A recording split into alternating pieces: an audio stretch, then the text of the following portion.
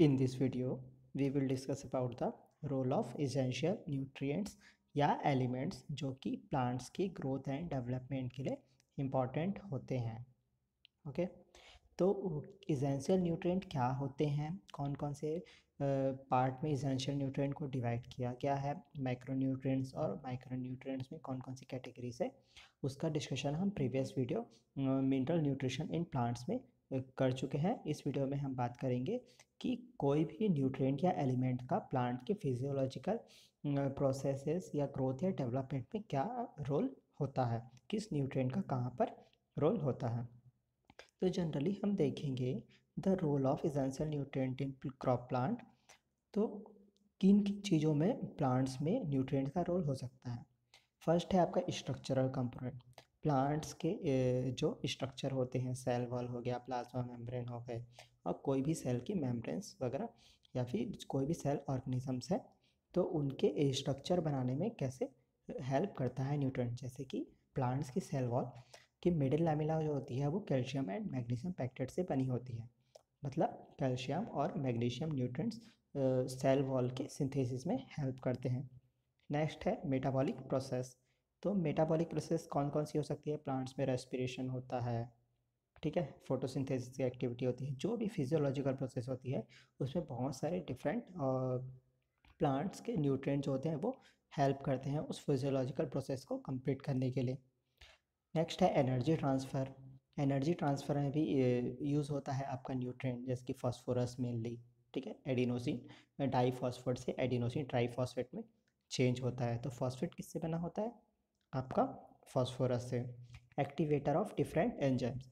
कुछ mineral nutrition जो होते हैं, मिनरल्स, वो क्या करते हैं, प्लांट्स में डिफरेंट एंजाइम डिफरेंट प्रोसेसेस को फॉलो करते हैं, एंजाइम्स के द्वारा एक्टिवेट होते हैं, ठीक है।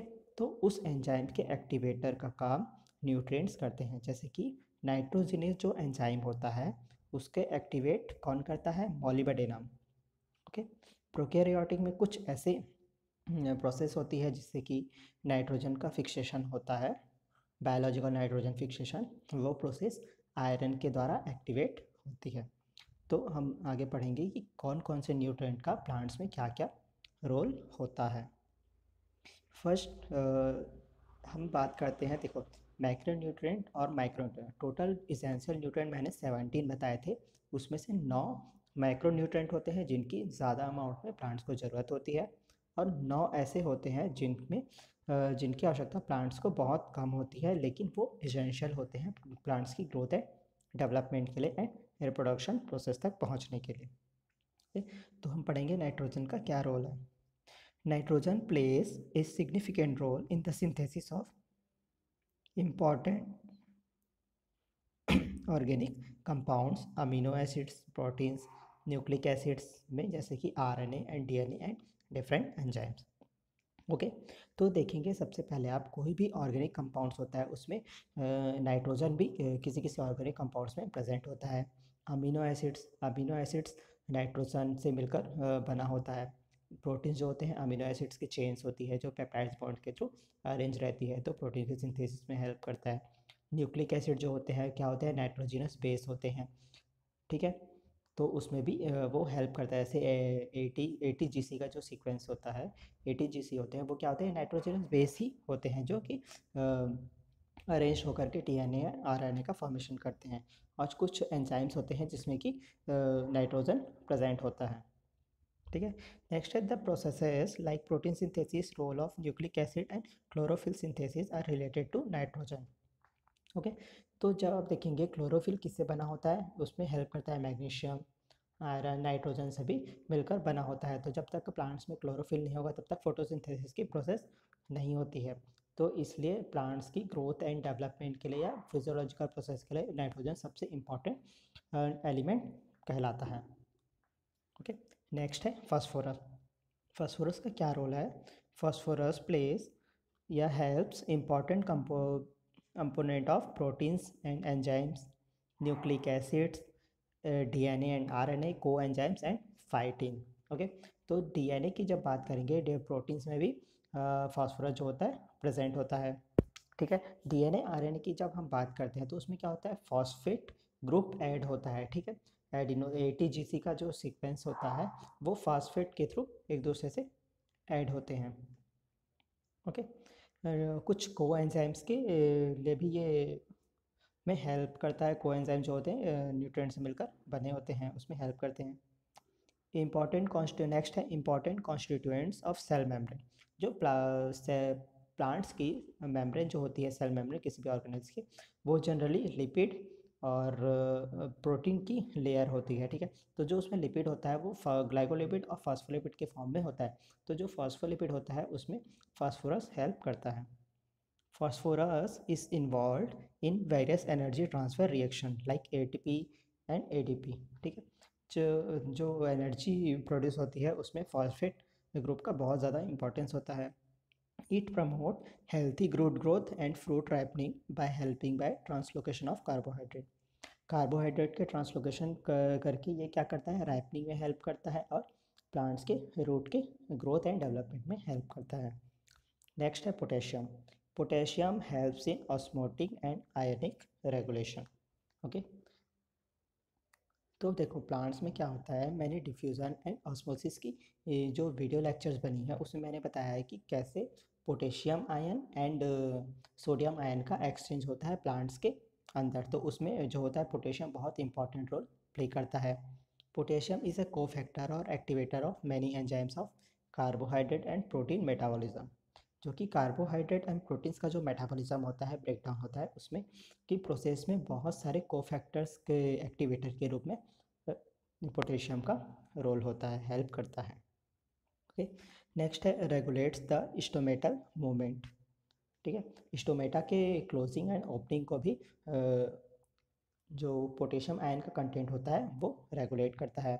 Regulates water balance in plants में जो पोटेशियम आयन होता है वो वाटर बैलेंस को भी रेगुलेट करता है। मतलब क्या होता है कि जब सोडियम आयन का एक्सचेंज होता है तो सोडियम आयन के साथ साथ वाटर के मॉलिक्यूल भी प्लांट के अंदर इंटैक होते हैं या बाहर आते हैं, ठीक है। तो जो वाटर के मॉलिक्यूल होते हैं हमेशा पोटेशियम आयन के साथ ही मूव करते हैं, मोबाइल होते हैं, ठीक है। और अगर बात की जाए तो पोटेशियम जो होता है वो बर्ड्स में, रूट टिप्स में, मेरिस्टेमेटिक टिश्यूज़ में या सेल डिवीज़न में भी बहुत इंपॉर्टेंट रोल प्ले करते हैं। नेक्स्ट है calcium. Calcium is important constituents of cell wall like calcium pactate in middle lamella। जैसे कि मैंने आपको बताया कि जो मिडिल लैमिला होती है सेल वॉल की, मिडिल लैमिला वो होती है कैल्शियम और मैग्नीशियम पेप्टेट से मिलकर बनी होती है। आगे जब हम मैग्नीशियम का रोल पढ़ेंगे तो उसका भी कंपोनेंट में काम आएगा। जनरली जब आप देखेंगे तो किसी भी प्लांट्स का रोल या तो स्ट्रक्चरल कंपोनेंट्स को बनाने में होगा, या तो उसके मेटाबॉलिक एक्टिविटी में, या एनर्जी ट्रांसफ़र में, या फिर किसी जो एंजाइम्स की ज़रूरत हो रही है फिजियोलॉजिकल प्रोसेस में प्लांट्स में, तो उस एंजाइम्स को एक्टिवेट करने का काम करते हैं। तो उस बेसिस में आप सभी न्यूट्रिएंट्स का रोल बता सकते हैं कि किस प्लांट्स में इसका क्या क्या रोल है, स्ट्रक्चरल में क्या है, मेटाबॉलिक एक्टिविटीज़ में क्या है, राइट। नेक्स्ट है formation of cell membrane. Cell membrane की मेम्ब्रेन के बनाने में भी कैल्शियम का हेल्प करता है। It stabilize the structure of chromosome. Chromosomes के जो टीलोमियर्स होते हैं, टीलोमियर्स क्या करते हैं, वो किसी क्रोमोसोम को स्टेबिलाइज करते हैं, ठीक है। तो टीलोमियर पार्ट में क्या होता है, कैल्शियम कुछ अमाउंट में प्रेजेंट होता है जो कि क्रोमोसोम्स को एक स्टेबिलिटी प्रोवाइड करता है। Calcium involved in cell division and plays a major role in the maintenance of membrane integrity। ये मेम्ब्रेन की इंटीग्रिटी को बनाए रखने में भी हेल्प करता है। और सेल डिवीज़न में देखिए जब सेल डिवाइड हो जाती है तो क्या होता है, बीच से सेल वॉल का फॉर्मेशन होने लगता है। तो उस सेल वॉल का फॉर्मेशन कैसे होता है, कुछ कैल्शियम्स बहुत सारे आयंस मिल करके क्या होते हैं, एलिमेंट्स मिल करके एक जगह पर इकट्ठे होते हैं और वो सेल प्लेट का फॉर्मेशन करता है। मैग्नीशियम की बात की जाए तो magnesium is important component of chlorophyll. Chlorophyll के लिए बहुत इंपॉर्टेंट कंपोनेंट होता है ferrous magnesium, okay. It acts activation of many cofactors for many enzymatic reaction such as nucleic acid synthesis and carbohydrate metabolism. जो कार्बोहाइड्रेट मेटाबॉलिज्म में जो भी process होती है उसका ब्रेकडाउन में तो उसमें जो डिफरेंट डिफरेंट एंजाइम्स यूज़ होते हैं, उसके कुछ एंजाइम्स के एक्टिवेटर का काम मैग्नीशियम करता है, राइट। नेक्स्ट है it plays important role in binding ribosomal particles during protein synthesis. देखो, जो राइबोसोम्स के दो सब यूनिट्स होती हैं वो क्या होती है, मैग्नीशियम आयन के द्वारा एक दूसरे से जुड़ी हुई होती है। जब मैग्नीशियम आयन का कंसंट्रेशन लो हो जाता है तो उसकी क्या होती है, सब यूनिट वो अलग अलग हो जाती है। तो आप इस तरीके से बोल सकते हैं कि मैग्नीशियम आयन जो है वो एक मैग्नेटिक रोल प्ले कर रहा है दोनों सब यूनिट्स को बाइंड करने के लिए। ओके, तो जब प्रोटीन्स का सिंथेसिस होता है तो दोनों सब यूनिट्स को बाइंड करने के लिए मैग्नीशियम आयन उसमें हेल्प करता है।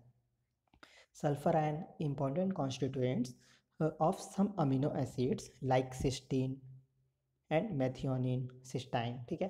तो कुछ ऐसे अमीनो एसिड्स होते हैं जिसमें जो कि सल्फर आयन, सल्फर भी न्यूट्रिएंट भी उसमें प्रेजेंट होता है। जनरली आप देखेंगे तो जो अमीनो एसिड होता है कार्बन, ऑक्सीजन, हाइड्रोजन, नाइट्रोजन इससे मिलकर बना होता है, लेकिन कुछ अमीनो एसिड्स में सल्फर के कंटेंट भी प्रेजेंट होते हैं।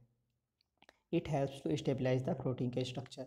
प्रोटीन्स का जो primary, secondary and tertiary structure होता है उसके स्टेबलाइजेशन में भी ये हेल्प करता है। जैसे कि अमीनो एसिड्स अगर में सल्फर कंटेंट प्रेजेंट है तो वो अमीनो एसिड्स ही क्या करते हैं, वो पेप्टाइड्स बॉन्ड के थ्रू अरेंज होकर के प्रोटीन्स का सिंथेसिस करते हैं। तो वो कहा जा सकता है कि जो प्रोटीन्स का प्राइमरी, सेकेंडरी, टर्सरी स्ट्रक्चर जो होते हैं उसको वो स्टेबलाइज करता है sulphur ion. It is involve in plant cell energetics, ठीक है। प्लांट सेल में एनर्जी के प्रोडक्शन में या प्लांट एनर्जेटिक्स में भी ये हेल्प करता है। Plays an important role in plant lipid synthesis. जो प्लांट्स में कुछ लिपिड्स का फॉर्मेशन होता है उसमें सल्फर के कंटेंट प्रेजेंट होते हैं जो कि लिपिड की सिंथेसिस में हेल्प करते हैं। Important constituents of vitamin B.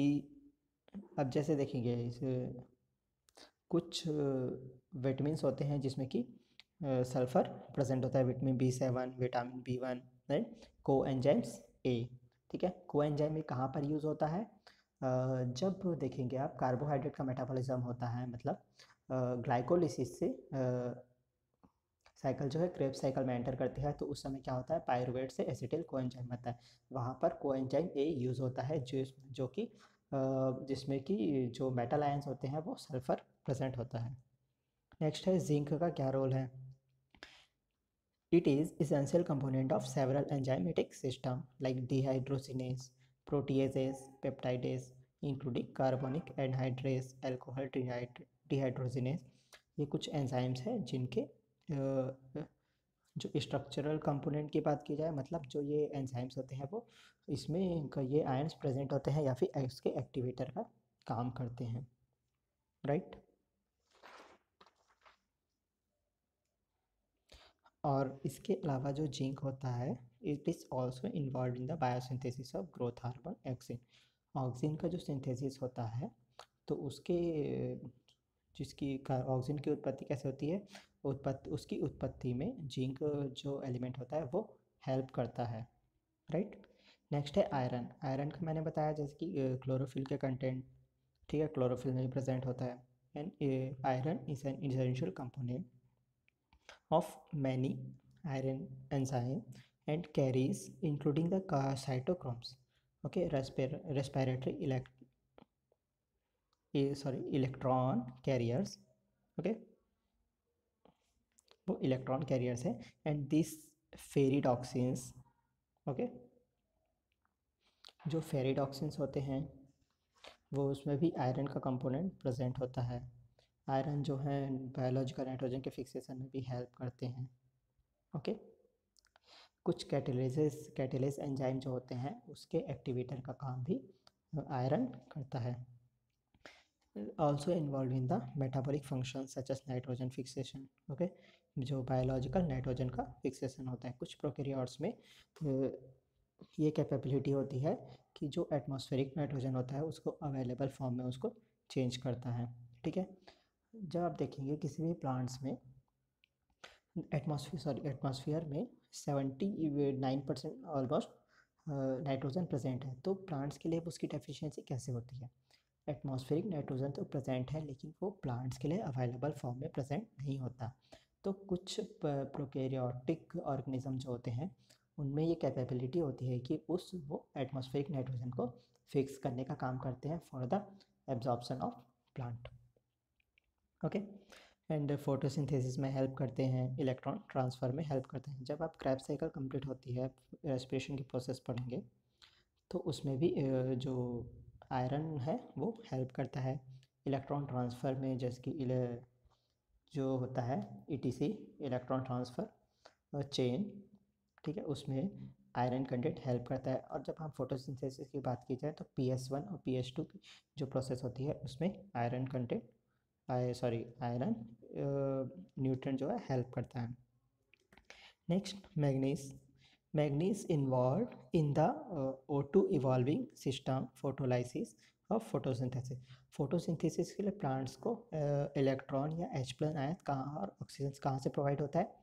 देखिए, जो प्लांट्स में वाटर मॉलिक्यूल्स प्रेजेंट होते हैं वो chlorine ion and manganese ion की प्रेजेंस में वो फोटोलाइसिस करते हैं, ठीक है। उसका ब्रेकडाउन होता है जैसे कि H+ ion, oxygen, nascent oxygen और इलेक्ट्रॉन रिलीज होते हैं। जो इलेक्ट्रॉन फोटोसिंथेसिस में वो एक प्रोसेस से दूसरे प्रोसेस में जंप करते हैं। ओके, नेक्स्ट है, it is component of enzymes like arginase and phosphotransferase. Okay, तो कुछ एंजाइम्स होते हैं जिसके कंपोनेंट के रूप में ये न्यूट्रिएंट हेल्प करता है। It is also activator of enzymes nitrate reductase. Nitrate reductase enzyme होता है जो कि नाइट्रोजन फिक्सेशन में हेल्प करता है। वो उसमें ये भी मैग्नीज आयन जो होता है वो इम्पॉर्टेंट होता है, उसका एक्टिवेटर का काम करता है। नेक्स्ट है कॉपर। कॉपर का क्या रोल है? It is an important constituents of plastocyanin. Copper containing protein होता है जिसको भी प्लास्टोसाइनिन कहा जाता है, उसमें कॉपर मॉलिक्यूल प्रेजेंट होता है। Constituents of number of important enzyme including cytochromes oxidase, ascorbic acid oxidase and lactase. कुछ एंजाइम्स होते हैं जो कि कॉपर मॉलिक्यूल से मिलकर के बने हुए होते हैं। ओके, नेक्स्ट है बोरॉन। बोरॉन का क्या रोल है प्लांट्स में? ठीक है, प्लांट जो होता है बोरॉन को बोरेट के फॉर्म में एब्जॉर्व करता है, ठीक है। तो it facilitate and translocation of sugars by forming sugar borate complex. ये जो देखो बोरेट के फॉर्म में ये प्लांट्स इसको एब्जॉर्व करता है, तो ये क्या करता है, शुगर के साथ शुगर बोरेट बनाता है, जो भी शुगर्स प्रेजेंट होंगे, और उसके ट्रांसलोकेशन में मतलब हेल्प करता है। It involves in cell differentiation development since boron is essential for DNA synthesis. Cells की differentiation में भी help करता है और DNA के synthesis में boron का important role होता है।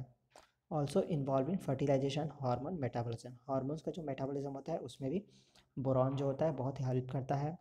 किसी भी क्रॉप के फर्टिलाइजेशन मतलब पोलन ट्यूब का जो जर्मिनेशन होता है या इलांगेशन होता है उसमें क्या करता है, बोरॉन जो है वो हेल्प करता है। कुछ कार्बोक्सिलेट एंजाइम्स होते हैं कार्बोहाइड्रेट के ट्रांसलोकेशन में हेल्प करता है या सेल के इलांगेशन में बोरॉन एलिमेंट हेल्प करता है। It may be involve in carbohydrate metabolism and synthesis of cell wall component. Okay, next है मॉलिबडेनम। मॉलिबडेनम की रिक्वायरमेंट क्या होती है? मॉलिबडेनम किस फॉर्म में प्लांट्स में एब्जॉर्ब होता है? मॉलिबडेट। ओके, तो मॉलिबडेनम क्या करते हैं? देखो, मैंने आपको स्टार्टिंग में बताया था कि नाइट्रोजिनस एंजाइम्स का एक्टिवेशन का में काम करता है, ये सबसे इम्पॉर्टेंट होता है। Okay, required for the normal assimilation of nitrogen in plants. Nitrogen का जो स्थिरीकरण होता है या जिसमें नाइट्रोजिनस एंजाइम्स हेल्प करता है, उसमें कुछ एंजाइम्स होते हैं उसके एक्टिवेटर का काम करता है।